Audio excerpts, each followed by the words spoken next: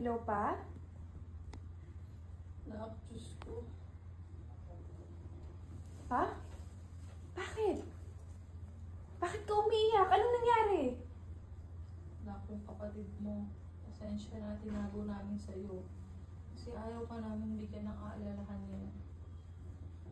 Ano? Anong nangyari kay Maui? Yung isang buwan kasi, hinimatay siya. Ginawa na ng mga doktor ang test. May lupig na si Maui.